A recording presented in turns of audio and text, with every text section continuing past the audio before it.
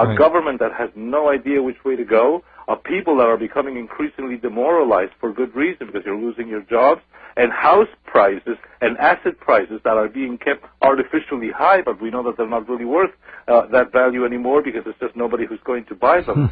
So when all those things combined start really breaking loose, it's going to, I think it's going to get quite tough in America and in Europe, especially in the UK also. I think your point is very well taken. Argentina really has nowhere to go but up, in a way, in this kind of an economy. And to a certain extent, you're fortunate. Do Argentines, by the way, prepare? We've talked on this program for years about people needing to prepare. Put away 3 months of food, 6 months of food. Is there any talk like that down there, Adrian? Do people do that? Yes. We do that, but we're not doing it for the same reasons that it's being done by a lot of alert and wise people in America. We're doing it because we've always done this. I could explain to you how our different crises, especially the one we had in 1989, which was hyperinflation, and the one we had in 2001, 2002, which was a full-fledged banking collapse. Oh, there have been some calamities in your country. Yeah, people remember what it means going to the supermarket and not finding anything on the shelf.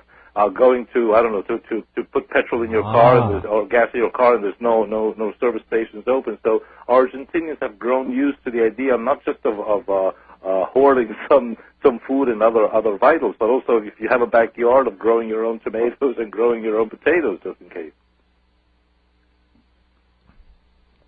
I think it's time that Americans understand. I don't know how we're going to bring this to them, that there are possibilities, the likes of which you've just described. They just don't believe it.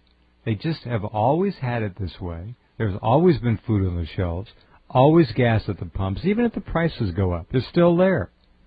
They call it up here just-in-time shopping. But what a thin thread to hang by.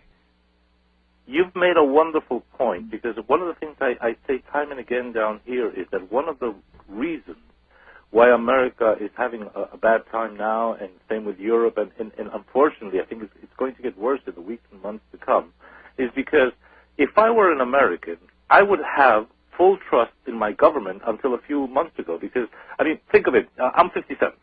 And if I were an American citizen, 57, you would say, well, look, we won the Second World War, and then we won the Cold War, and then we won all our various wars, and we became the sole superpower. And you can say, I don't know if I like my presidents too much or too little, if I like the Democrats or the Republicans more, but this country has only gone up, up, up, and up.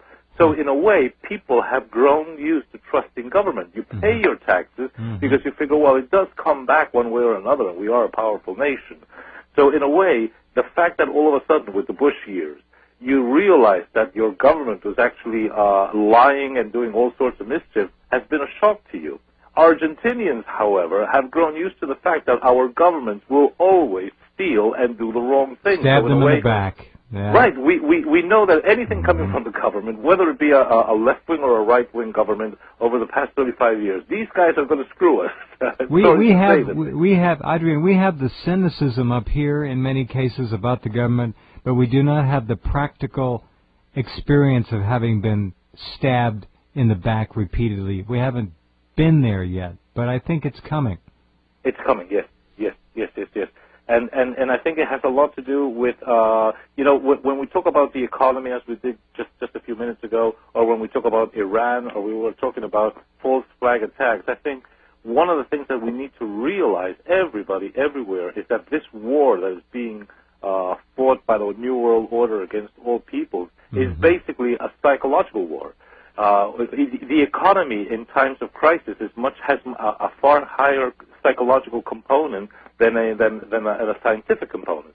False flag attacks are based on what people are willing to believe. If somebody is willing to believe something, then it exists.